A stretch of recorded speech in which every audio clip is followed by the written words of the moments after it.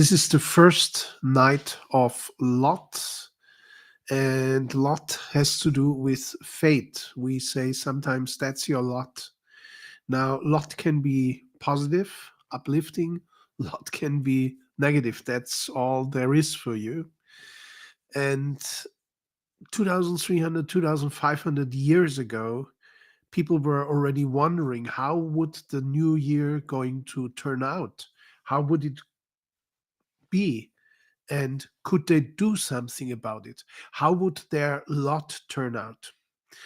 And even before Christian times in Celtic and also Germanic and ancient Slavic regions, people figured out a way to divine, to see, to prognosticate what would happen in the following year. And they did so in a very fascinating way. Winter solstice was their true north, was the axis. And they looked at the days before winter solstice, about 26 days, starting on November 24th, and going all the way till December 20th. And then with December 21st and winter solstice, the holy nights would start, and they would last till 6th of January. Before I go on, my name is Aditya Novotny. I've been a meditation teacher on 5 continents for over 40 years and an aromatherapy teacher for the last 16 years. I'm combining these spiritual insights and my historical research with the practice of aromatherapy, essential oils, and as part of it, I'm presenting this very, very little known chapter of human story and human history to you. And it could become a part of your history as well, as you will see in all that is going to follow. It's already night. We are in the middle of the first night of Lot, or also Oracle night. I just came out, or I just came in from being outside and doing the ritual of the Nights of Lot or Oracle Night. And the principal ritual for this is, before I'm going to tell you about essential oils and which two essential oils are the perfect oils for the first night, Saint Catherine. Before I tell you who is Saint Catherine and why should we care, I would like to tell you the principal ritual, and that is to go out during the night of Lot, that is from 24th to 25th, the first night of Lot, but there are 6 of them. Second night of Lot is from 29th to November 30th, November 29th to 30th.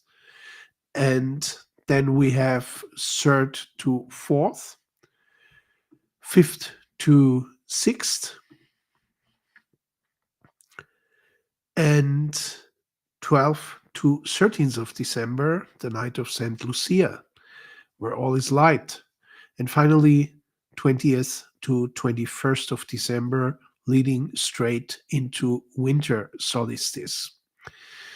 Now, what do you do? As you see, there are themes connected with each holy night that has been, of course, appropriated by Christianity, but the tradition existed before. It was simply called the silent time. In Christianity, it was renamed into Advent time. And they put on these 6 special nights where the veil to the inner world is so thin that you can really grasp what is going to happen in the future, in the coming year. So they put the name of Christian saints on top of these original Celtic, Germanic, ancient Slavic days that people of old obeyed and used to predict and prognosticate their new year.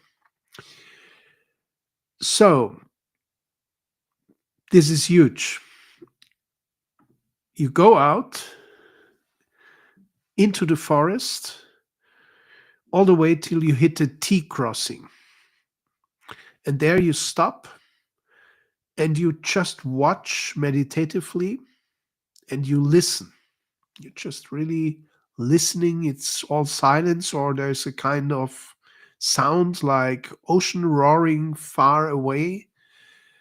And you might be frightened, but you don't have to be because most people won't be in the forest during the night, especially in November and December nights.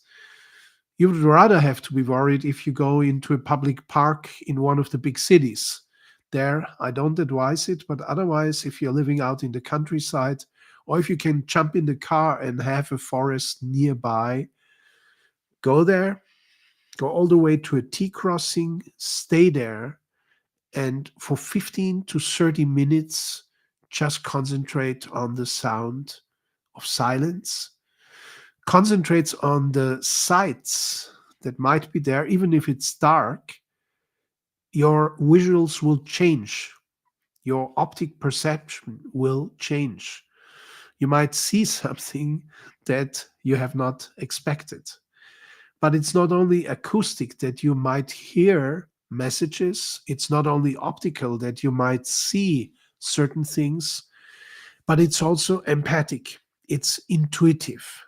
You might receive some meaning pointing you to where to go to in the coming year. And after all, we are not living in a easy time. We are living in a big time of change, a big time of transformation. This time actually will continue till approximately 2032. So we are like in a 7 year final period. You know, this new age was predicted already in 1980, and even before that. 1988 was the first real activator, then 2000, and then 2012, which was announced like the big thing. Little did we know that it would last till 2020, when some old big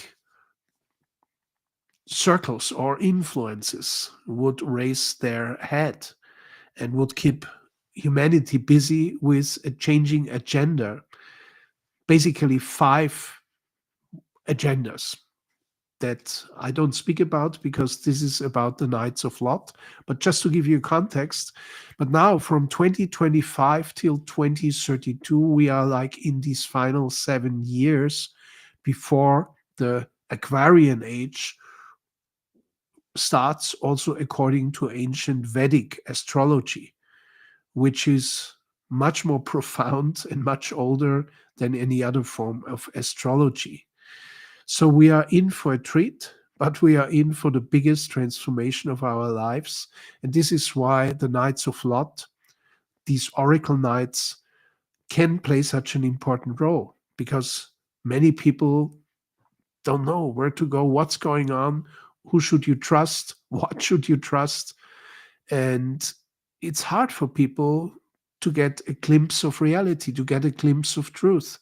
Now, here it is, this chance with the Knights of Lot, and a very simple, very basic, very natural way, a fundamental way. You go out in nature in the night, in the silence, and you just listen, and you just watch, and you just feel. And each night of Lot, maybe you will manage to go out at least once for one night of Lot to do this ritual in the forest, in a T crossing. Maybe some people, they do it 6 times, all 6 nights of Lot, and they are really the lucky ones because they are so blessed and so laden with information, even inner information, like in seed form, that they have very rich and fulfilling holy nights. That's again the period between December 21st and January 6th.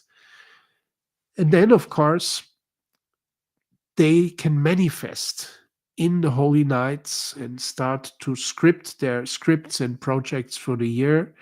And the year basically really starts like January 7th till January 15th, at least in the Christian countries that I know, because there's still a lot of festivities all the way till January 6th.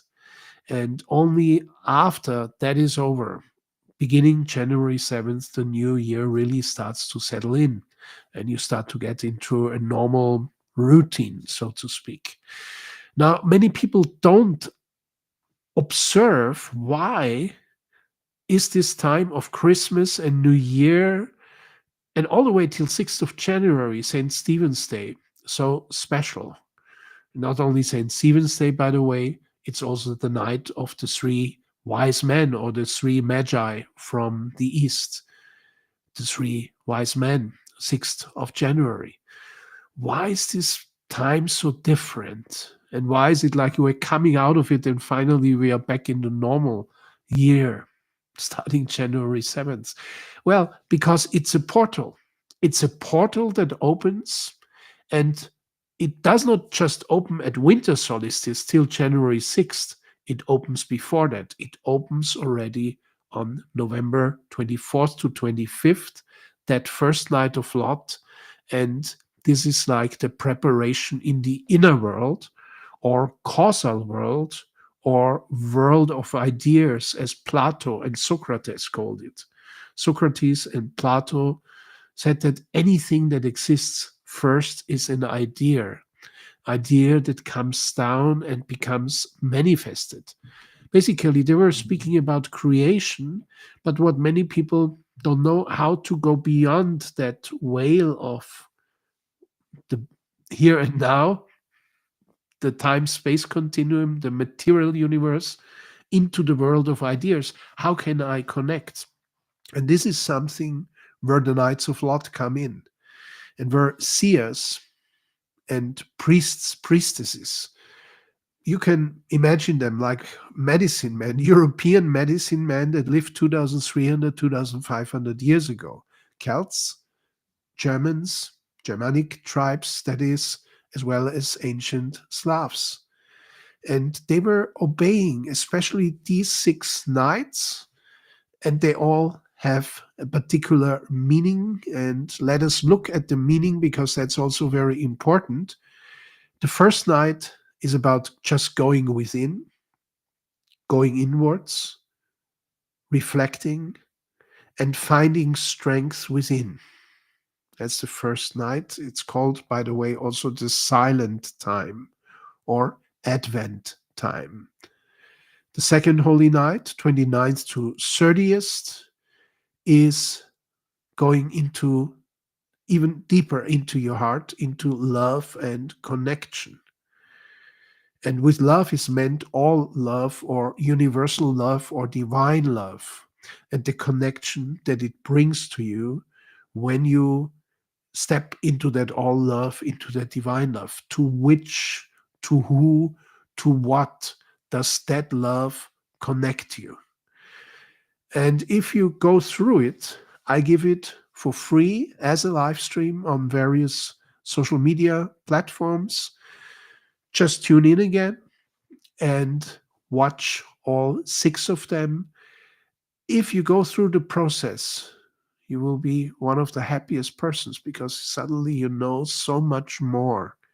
It's like seeing a reality that you haven't seen before, but that finally makes sense. Why before winter solstice, these 26 days? Why after winter solstice, these about 16 days plus minus? But it's usually about 26 and 16. And that's quite a chunk of time out of the whole year. But in truth, now we are slowly entering into Christmas feeling. Come end of November, then, as I said, Christianity appropriated these ancient traditions, Celtic, Germanic, Slavic, and put the Advent ritual on top of it, where you are lighting 4 Sundays before Christmas the first candle, 2 excuse me, 3 Sundays before Christmas, the second candle, 2 Sundays before Christmas, the third candle, and 1 week, 1 Sunday before Christmas, the fourth candle. That's Advent Christian. And it's, of course, much less dramatic and much less profound than going out into basically nowhere, into a T crossing in a forest and listening. What comes from the left to the right? Now, what does that mean? What comes from the left to the right? Basically, you feel during these 15 minutes, 30 minutes, each of the 6 holy nights, you feel time flowing by you. So you're like on the observer road, and the T crossing, this road is like the main road, which gives you an insight into the flow of time. And some people really experience this. It's like a river. It's like an energy flow. It's like a flow of meaning that comes from the left, goes to the right. Some hear something, some see something, some feel something. And when you are done, don't turn around and go back to your car or bicycle or however you came to the forest, but you're stepping back 30 steps backwards without turning around. You could say out of respect, you could say out of humility, but the truth is you're still connected to that flow, and you don't want to break that connection with that flow of time that you were gazing into for 15 to 30 minutes too soon. You are basically walking back, and then when you're 30 steps backward, then you can turn around and go back your way. I know this sounds dramatic and probably you're not inclined to do it. However, I challenge you to do it if geographically possible at all for you. Now, if you live in a big city, then you're lucky enough you have an open window or a balcony, and then you can just look into the starry skies during the night of November 24th to 25th, then the night of 29th to 30th, and so on, 3rd to 4th, 5th to 6th, 12th to 13th, and 20th to 21st of December. Now, what is also important, you're focusing on the theme. Now, here in this first night, you're just going within, you're just reflecting, you're just looking or gazing. What's there? Is there something? Can I find something inside myself, my source? Can I find something of my strength or something of my strength back if you have lost it? But as within, so without, when I'm gazing into that flow of time, into that road that shows already what's going to happen at the T crossing, you are just going into the inner world ahead of you, not the inner world inside you, but the inner world outside of you, there in the forest. Because after or behind everything that outwardly manifests, be it our own body, be it a forest or the planets or a beautiful ocean, there is always something behind, a deeper dimension that most people don't see, feel, or hear. But with this tradition of the Knights of Lot, you can look into it and find out what is my lot in the coming year. That was the pre-information. Now let's go into medias res. Let's go into the main topic. And that's the first night is the night of reflection, going within, finding your inner strength or finding your inner strength again. And in the Christian tradition, this has been dedicated to a saint named Saint Catherine of Alexandria. Here you see a painting by Michelangelo Caravaggio. And you see her there already with the wheel. The wheel is a very important symbol of Saint Catherine. But let us make a bigger observation of the field of holy women or wise women before we go into the oil rituals that I recommend to you in connection with going within, finding your inner truth, finding your inner strengths. I recommend two oils, and I will show you also how to use them. And then finally, I will also tell you a little bit more of the story of this remarkable young woman, because there is many, many hints there. So we are looking at three women that are called the three holy maidens: Catherine of Alexandria, Margareta of Antiochia, and Barbara of Nicomedia. And you see them here in the foreground in this picture. I hope you can see them. If you don't see them, please shoot me a text message, a chat message, that is. Now, well, I'll make the picture bigger and myself smaller so you see them better. So these in the foreground are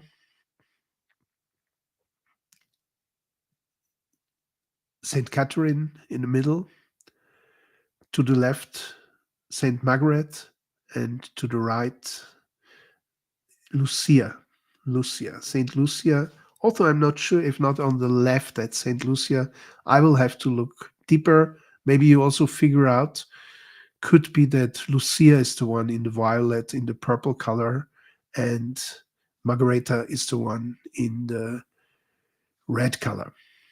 Now here we have Saint Catherine in the green, and she is together with the other two a trinity. But they are part of altogether 14 women, and you see this assembly behind them, the 14 holy helpers, as they are called. The 14 holy helpers, as they are called. And this refers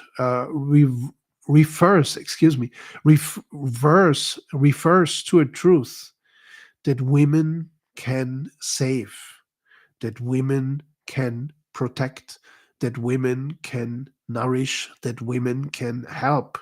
And they have done so. Wise women have done so throughout thousands of years of human histories in various different traditions. So, in our series of the Six Holy Nights, you will encounter Saint Catherine today and this night, Margareta of Antiochia on the 3rd to 4th, and Barbara of Nicomedia on 12th to 13th of December. But these three wise women appear in various forms, in various traditions, and actually they are too numerous to speak about all of them. But you have, for example, the three holy virgins. They are Fides, faith, Spes, hope, and Caritas, love. By the way, caritas, from the word caritas comes the modern word care. Self-care is basically self-love. And we talk in our day and time about me time, that you finally take time for yourself, do self-care, care for yourself. And that's really to love yourself also, because otherwise you go astray and you'll have a breakdown. So caritas, the love that cares, spes, the hope, and fides, the faith. They are the three daughters of Sophia, and Sophia is the mother of wisdom. These are archetypical pictures, like Sophia as a goddess, and you can go all the way to ancient Greece and even further to ancient Egypt, and of course to India, Vedic India, where you find such mother goddesses. Now, this wisdom mother, she has three daughters, and one daughter of wisdom is faith, and the second daughter of wisdom is hope, and the third daughter of wisdom is love. We have also the three Marys. The veneration of initially two and later three Marys originated in the 13th to 14th centuries in the Provence in south of France, in Saint-Maximin-la-Sainte-Baume, near the big mystical mountain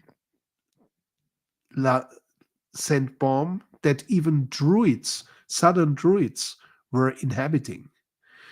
And these Marys came actually from the seas, from Sainte Marie de la Mer, which is on the Rhone Delta, where the Rhone flows into the Mediterranean, and where Mary Magdalene, Sarah, the sister of Mary Magdalene, Martha, the brother of Mary Magdalene, Lazarus or Lazar, Mary Jacob, Mary Salome, Sidonius, Saint Sidonius, Saint Maximus, and a few others came on land.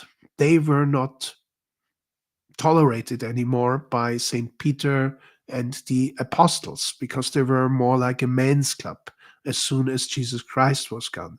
So they had to flee from the Holy Land, from Palestine or Israel, or however you call that historical land, and they sailed all the way to southern France and came on land at Sainte-Marie de la Mer. And from there, they spread the wisdom, because after all, what many people don't really think about is, where did Jesus Christ have all these essential oils from? Because Jesus and the Marys and the apostles, they were traveling throughout the Holy Land, stopping in this village, stopping in that city, and they were helping the wounded and the poor and the dying and the blind. And they used essential oils all the time. There's 18 different essential oils being mentioned in the New Testament alone, 18 different oils. And we speak about some of them in this series. Now, if you know the price of true essential oils, I'm not speaking about synthetic essential oils, but real qualitative essential oils, then how did Jesus have the funds, or how did they get? Because after all, the apostles that followed Jesus, they were just taken away from their day job by Jesus. Jesus came and said, "Come and follow me. If you love the Father, then come and follow me." They had to give up their job and travel with Jesus. So how did the oils come into the picture? Well, some of the Marys were wives of rich men, and they donated these oils. And with these oils, a lot of good was done. So these are the three Marys. And now you will ask, okay, who are the three Marys? Exactly those who traveled with Mary Magdalene. The second one is Mary Salome, or Mary Salome. And the third one is Mary Jacobus, or Mary Jacobi. And from the south of France, a lot of wisdom spread throughout Europe. And it's still there. There's a Benedictine monastery I visited at the mountain La Sainte Baume, and I spoke to a monk there, a Benedictine monk, about why they spoke so freely of Mary Magdalene and all these mysteries surrounding her, and surrounding her escape from the Holy Land together with the others to southern France. And I said, is it not like, is the Vatican in accordance with that, in agreement with that? And he smiled at me and he said, Rome is far away from southern France. Rome is far away from southern France. Now, historical detail, there was even an opposed pope in Avignon, southern France, for quite a time. There was one pope in Rome and another pope in Avignon. So these southern French people, they had it sometimes with the Holy Church in Rome, and they put up their own thing because they maybe knew some things that the Roman Church didn't know or didn't want to know. But that's up to the observer. I leave that up to you. It's just, I try to provoke some ideas, some thoughts that you think about history, not in a passive way, but in an active way. Look at it. What could it mean? Why were there two popes for quite a while, one in Avignon and one in Rome? But we do not only have the three maidens or the three holy virgins or the three Marys, we also have the Norns. The Norns, they come from Norse mythology, and that comes from Nornir in Old Norse, are female beings that determine fate, some of whom are said to be descended from gods, others from dwarfs, and others from elves. Within Indo European religions and mythologies, they are related to the Roman Parse and the Greek Mors or Moires. So maybe you get a little shuddering feeling like the Moires or the Parsen in Rome, or the Norns, because these are ancient names we don't think about nowadays a lot, but these are traditions of holy women that appear in all the spiritual traditions.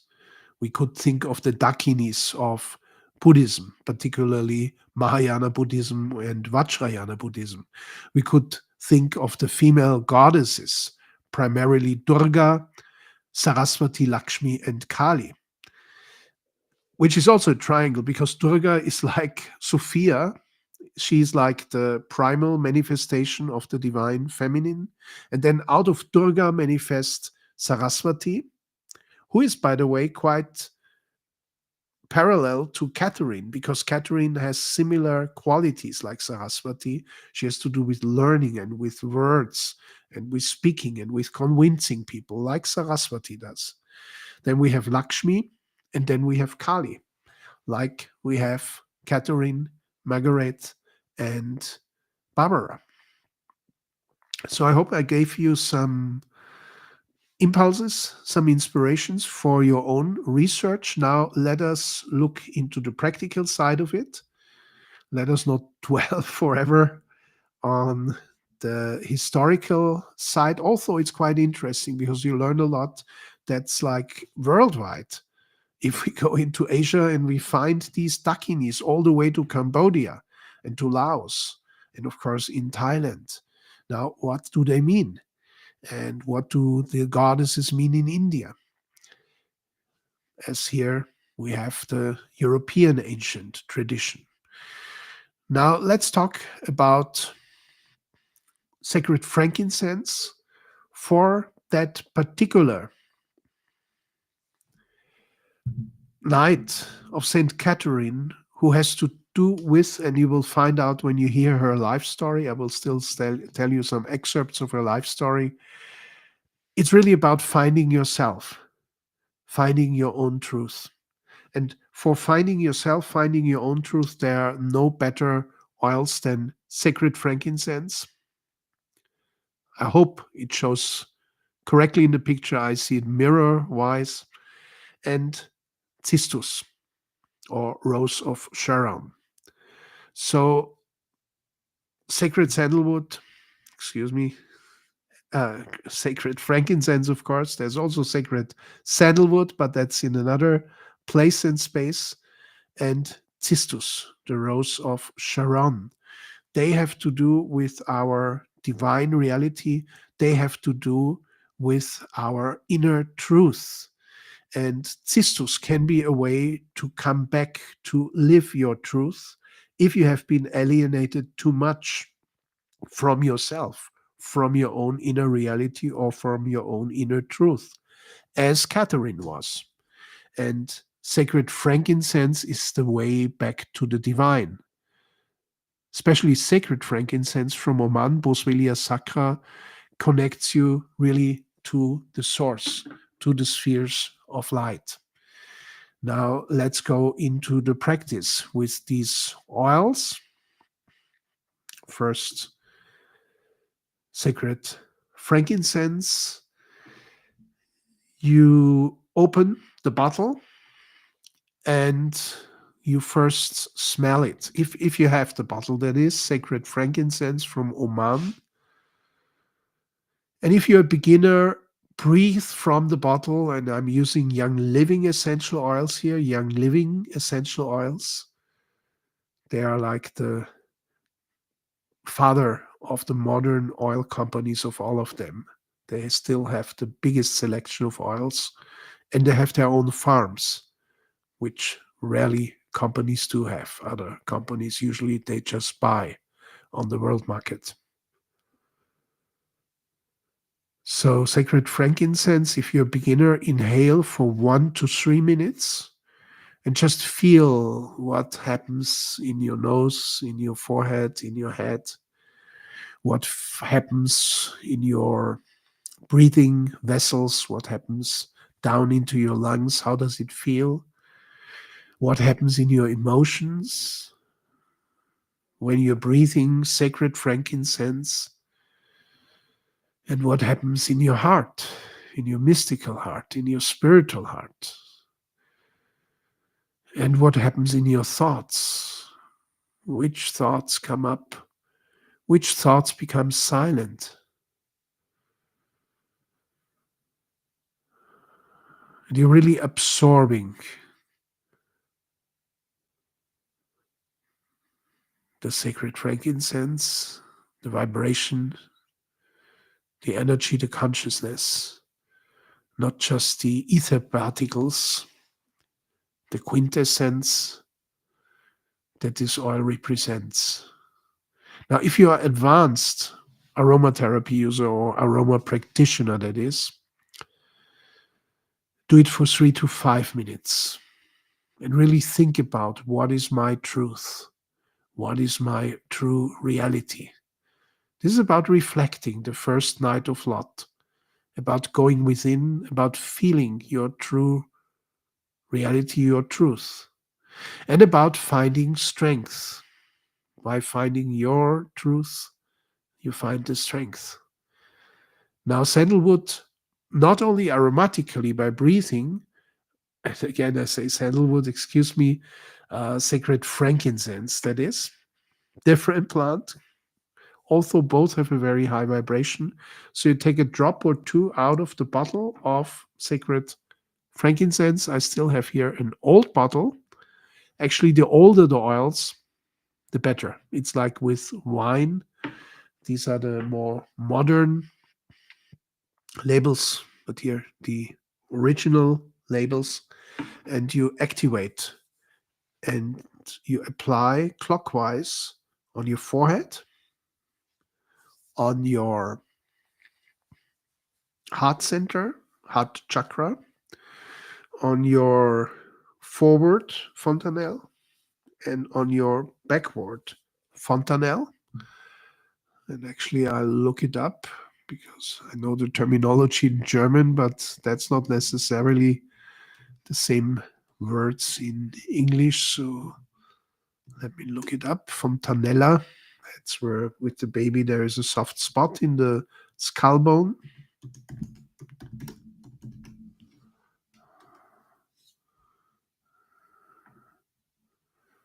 Yeah, it's the same word, fontanelle or fontanella. That's how Americans pronounce it. And you have a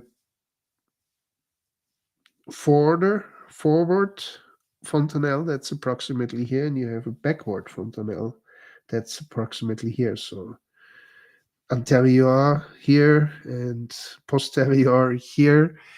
You not only have two fontanelles, one here and one here, you have on the left side and of the right side of the backside fontanelle, you have two openings, two subtle nerves. On the left side, that is to the to the Ida, the moon nerve, and on the right side, that is to Pingala, to the sun nerve. And now, if you have that oil, you can apply it, take out 1 or 2 drops, and activate with your fingers. With these 2 fingers, this is the gesture of the ancient oint maker. And you have applied already on your third eye and your heart chakra, but now you apply on your forward fontanelle, backward fontanelle, and you get the feeling where it actually is. Sometimes you don't hit the spot, the sweet spot, but then after a while you will feel where it is. It's actually here. and here. And then your Ida, your sun nerve on the right side, and your Pingala, your moon nerve on the left side. By the way, they are connected with the right nostril and the left nostril. And that's another big story. Why do we have two nostrils? What is the different function energetically of the two nostrils? And how is it connected with here and here?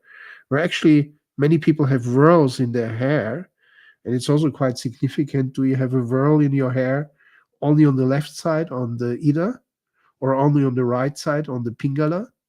So moon, sun. Or do you have whorls of hair on both sides, on the Ida and on the Pingala? Just giving you some ideas how many secrets there are that many people don't know about. So the next thing is, of course, your neck. And the neck is very important because many things might attack you in the neck or sit in your neck. And so you're also applying frankincense. And really, frankincense is a great protector also from negative energies. You apply it in the neck as well. So you have applied now the sacred frankincense on your heart, on your third eye, your spiritual eye, your forward fontanelle, backward fontanelle, on your Ida, moon nerve on the left side, or yin, you could say, on your Pingala, sun nerve on the right side, yang, you could call it, and then on your neck chakra. And now you feel it, and you can inhale either from your hands or continue inhaling from the bottle. And now it's just about really diving inside your own silence. What is my truth? What is my origin? What is my source? What is my true inner reality? So you dive deep within. You have activated these portals of consciousness or gateways of consciousness, the heart, the third eye, the crown in front, the crown a little further back, the opening of the Ida and the Pingala and the neck. Sacred frankincense is regarded as one of the rarest, most sought after aromatics in existence. The resin used to obtain young livings, sacred frankincense, is in fact the first Omani frankincense to be available to those outside of the Saudi royal family. Sacred frankincense, or Boswellia sacra, is believed to be the frankincense documented during ancient times. Historically, it is believed that this beautiful white hojari resin, or actually the purer it is, the more it becomes totally transparent. This is also quite interesting when you see frankincense crumbs. It's like a resin that is dried and that can become water distilled and become an oil. But these crumbs of resin, they can be brownish or yellowish or reddish or kind of gold, amber colored. And you might say, oh, all the wonders of frankincense. Now, which is the best? The best is actually the colorless, totally transparent. And the second best is the white ojari, because these have the least additional parts of the bark of the frankincense tree, which colors the lesser varieties of frankincense, which is also the reason why the oil is totally transparent. So it's called hojari in Oman. And this is the frankincense that was taken by the three wise men to the Christ child. Sacred frankincense has a grounding, woodsy aroma that can be used to enhance your spiritual prayer, your spiritual meditation, but also yoga practices. And topically, if you apply it on the skin, it promotes the appearance of healthy looking skin while reducing the appearance of uneven skin tones. In fact, frankincense and particularly sacred frankincense is one of the most powerful essential oils for the skin. Now, how do you feel? You feel something inside yourself, in these centers of consciousness, in your breath, in your whole body. Like this, you go out, or you maybe have been already outside in the forest, maybe even in this first night, you will still go. And why I'm preparing you like this is you have to be first inside yourself before you can be outside of yourself. That means inside that forest, which is not really a forest, it's basically a magic forest if you stand at the T crossing and watch that flow of time and listen. And in the beginning, you will say, well, why should I even do it? This crazy guy on social media live streams is telling me to go to a T crossing on the forest. I would be crazy to do that. Well, feel into it and make up your mind. And you might be in for a big surprise. Maybe you won't do it in the first night, but on one of the following nights, probably sooner or later, you're going to do it and you're going to love it. Now, the second oil that I recommend for connecting with your inner truth, with your inner reality, for going within, which is the theme of the first night of Lot, is cistus. Cistus is believed to be the biblical rose of Sharon. Considered a spiritual oil, it can be used to support self-awareness and reflection while meditating. So again, exactly the themes of this first night: reflection and becoming self-aware, becoming aware of your inner truth and your inner strength. Cistus is commonly referred to as labdanum, or rose of Sharon, or gum rock rose. It is considered a spiritual oil and has been used for centuries during prayer and meditation as an aromatic enhancement to help draw your energy within and open pathways of understanding for you to find your truth. Now, there's one thing I didn't tell you about sacred frankincense. It's an enhancer of the power of your prayers. Frankincense is the enabler for prayers to be answered positively. Frankincense is the enabler for wishes to become true. So this is the one thing when you go inside and you feel there is some questions or some prayers or some wishes in you that are strong, then really focus for a longer time with sacred frankincense. But once all your prayers are formulated, all your wishes have come to the fore, then it's time to go even deeper to feel the truth deep inside your heart. And for that, again, you take a drop or two. In this case, from cistus, you activate it, 1, 2, 3, clockwise, and apply it on your heart chakra in the center of the chest, as well as on the crown chakra. And here, I mean the crown further back, the Sahasrara chakra, not the forward fontanelle, but the one backward. And here we have a lotus flower, 12 petal chakra has 12 petals. The Sahasrara chakra has 12 petals in the center. Around that, of course, in case of the crown chakra, are 1,000 petals, representing all, and it's a symbolical number, of course, but they represent all facets of consciousness, this 1,000-petaled lotus. But now interests us why, when the heart here has 12 lotus petals, why would there be an inner ring in your crown chakra that is like an exact replica, exact double or copy of your heart chakra? The reason is the inner ring of the crown chakra is for connecting with God's love, with divine love, and it goes upwards. The heart chakra in the center of our chest is for connecting inward to our own innermost love, to our soul, as well as to connect outward to other hearts, to feel love, be in love, exchange love with others. So basically, it's like a triangle: love God, love yourself, and love others.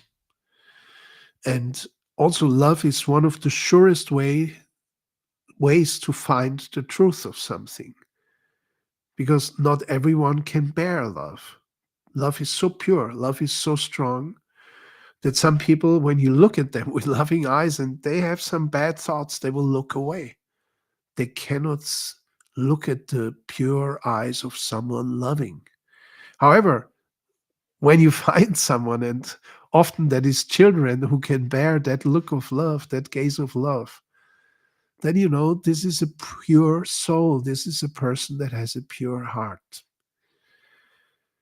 This is a person who knows something of their inner truth, because when you look with love, you're basically uncovering the truth of another person. So after you have applied cistus on the heart and on the crown chakra, then you're just breathing it again. If you're a beginner, 1 to 3 minutes, concentrated breathing from the bottle of cistus.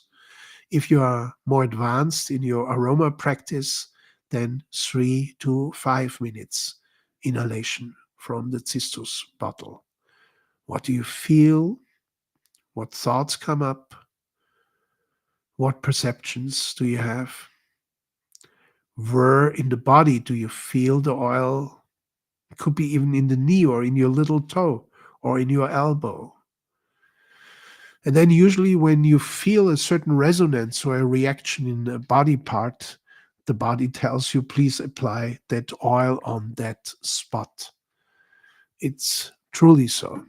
Your body shows you with resonance or reaction, I would like to have the oil on that spot. And if you follow suit, you will see, wow, it's true.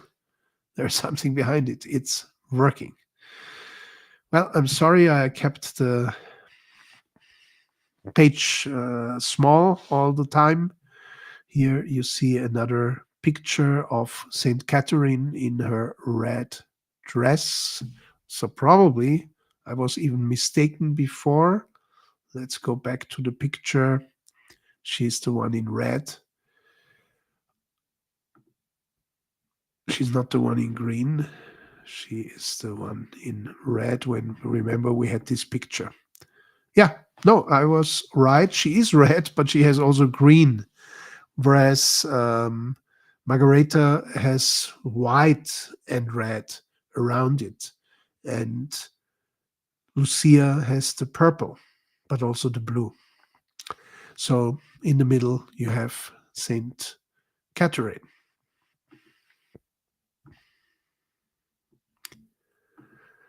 Now, let's have a look at Saint Catherine. I give you the big picture of hers again. Here she's in another dress. And that is when she's already in prison. And before even further things happen, which I'm going to tell you now, because it's really an interesting story. And this is, of course, a famous painting. And mind you, there is this wheel. Now, what's this wheel about? So, Catherine of Alexandria was, according to tradition, a Christian saint and a virgin who was martyred in the early 4th century at the hands of the emperor Maxentius. According to her hagiography, she was both a princess and a noted scholar. Here comes the connection with Saraswati from the Indian world. She is the wisdom goddess. A noted scholar who became a Christian around age 14. And she converted hundreds of people to Christianity, but the emperor Maxentius didn't like that. And she was finally martyred around the age of 18. The Eastern Orthodox Church venerates her as a great martyr and celebrates her feast day on 24th or 25th of November. Well, that's what the internet says. In fact, it's particularly the night from the 24th to 25th of November. And how do you count the days of Lot? Actually, they go from sunset on the 24th till sunset on the 25th. That's the exact period of a night of Lot, from the sunset of the first day till the sunset of the second day. And that's similar actually with the Holy Nights, but we come to that later because Holy Nights, the preparation for Holy Night starts on December 21st. In Catholic Christianity, Catherine is traditionally revered as one of the 14 holy helpers. I spoke about that also. We saw that picture of her in this circle of these 14 women. So again, my presentation is not reacting. So again, here we are. The three holy virgins, the three holy maidens, the three Marys, and here they are: Catherine of Alexandria in the middle, Margaret of Antiochia on the right side, and Barbara of Nicomedia on the left side, and behind them the other 11 holy helpers.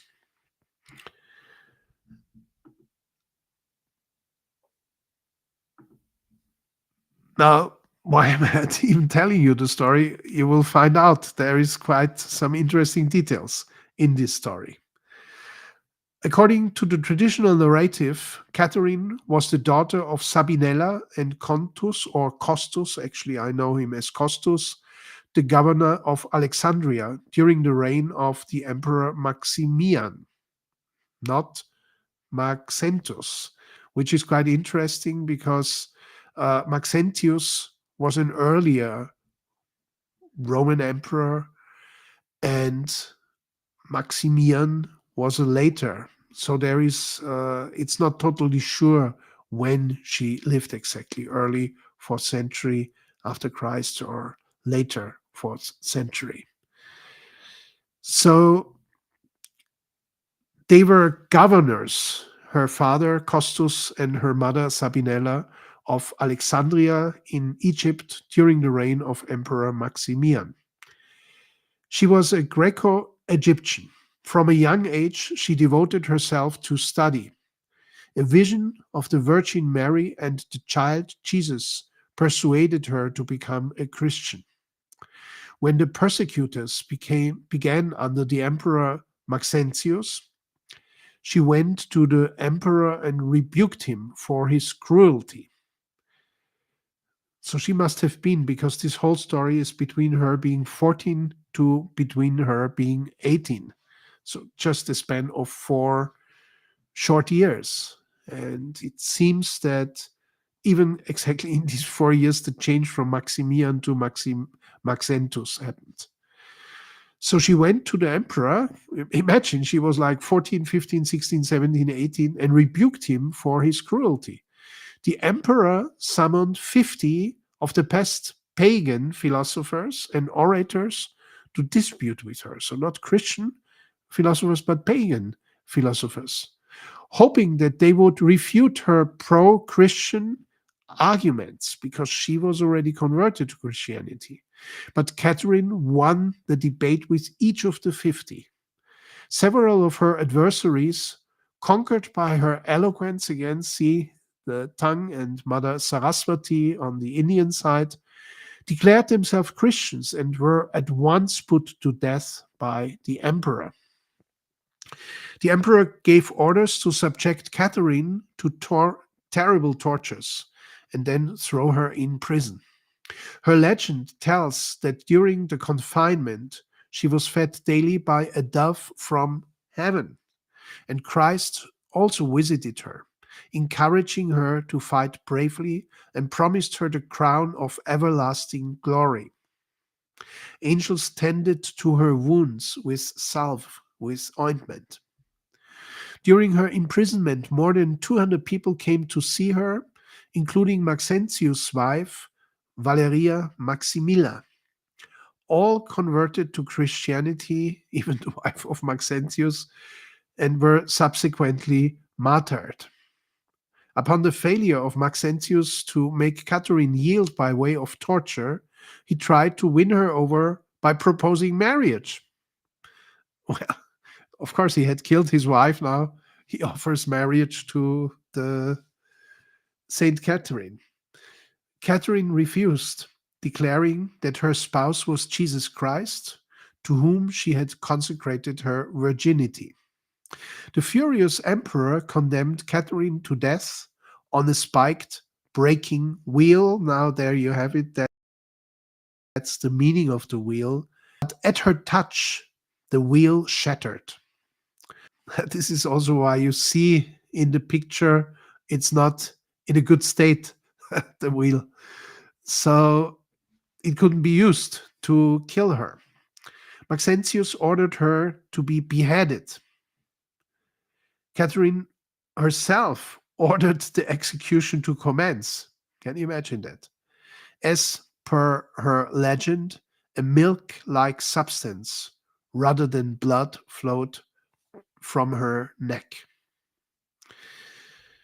Now we come to another interesting part in the story. This is in the 6th century. The Eastern Emperor Justinian had established what is now St. Catherine's Monastery in Egypt, actually on the peninsula Sinai, where at the moment it's hard to access it because of various activities, military activities.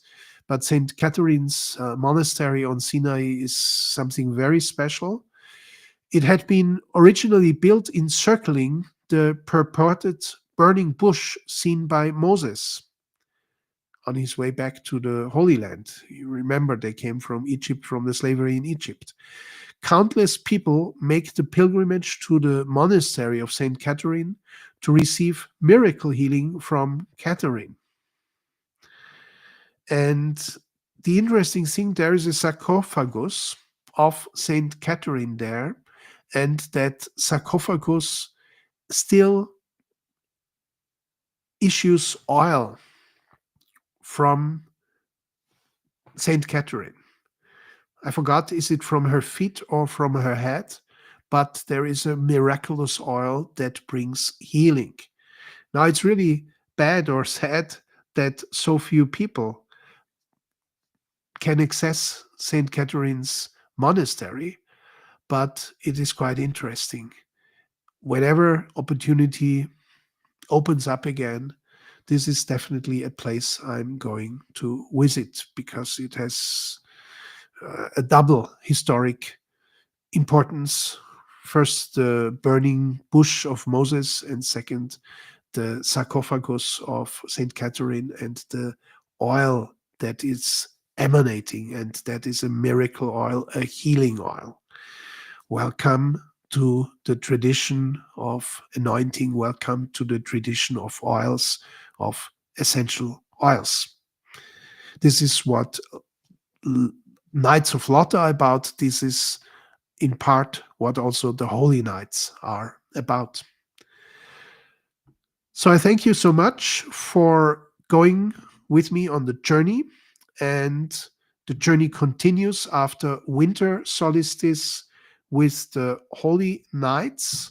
So after the 6 Nights of Lot, we have the Essential Holy Nights: design, create, and manifest your upcoming year using ancient secret rituals. I've been giving this online challenge, as it was originally called. It's morphed into something much bigger than just a challenge. But I'm giving this from 21st of December 2025 till 6th of January 2026. This is like after the Nights of Lot, these 26 days. This is the time, 16 days, where you're really formulating what is the new year going to be based on the inputs that you got during the Nights of Lot. And then I'm also going to give the Essential Holy Nights here from 7th of January 2026 till as of December 2026. That is monthly live meetings, usually up to 2 hours, where we are like refreshing what has happened during the Holy Nights. As you know, December 25th corresponds to the month of January. December 26th corresponds vibrationally to the month of February. December 27th corresponds energetically, vibrationally to the months of March, and so on. So it's basically what is starting now with these 6 nights of Lot becomes the 12 holy nights, becomes the 12 months of the coming year.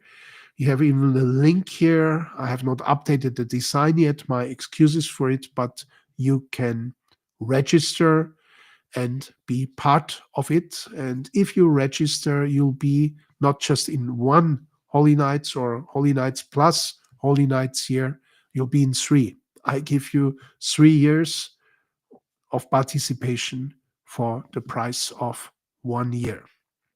Why am I doing this, you might ask? For the simple reason that I know if people do it 3 times, it really becomes ingrained in them. It really helps them to realize all that this particular age-old practice is offering. And we are using up to 55 different essential oils and oil blends. Here is just a picture of some of them. And as you can see already, some of them are quite rare or special. They're all by Young Living essential oils. And I will give you, if you participate, I will give you basically a list of all the oils that you are going to use either during the Holy Nights or even the Holy Nights here.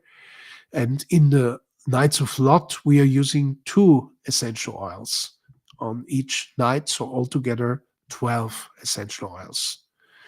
Some of them are in the 55 essential oils and some of them are extra. So this is the link for registration. I put it in the description, so you can just click it or copy it in the description if you would like to enroll or register already now. It starts on 21st of December and goes then all the way till 6th of January with daily live streams. This is what the landing page where you can register looks like right now, or actually it's another picture because we have for the 3 years 3 pictures, but you will see it shortly updated to the green red Northern Lights design that you have seen throughout this presentation. And then you know, okay, if it looks a little bit like this, actually I will probably put a video inside to make a short explanation, but you can read a lot of text also that explains everything that you're going to get and that's going to happen. But otherwise, it will be this design. And with that, I wish you actually an amazing night there. Try at least and see what happens. And if it's too cold outside, snow has just fallen in some parts, then do it from the inside, but do it. Do it in this night, because this is the night of reflection, going within, finding your inner truth, finding your inner strength.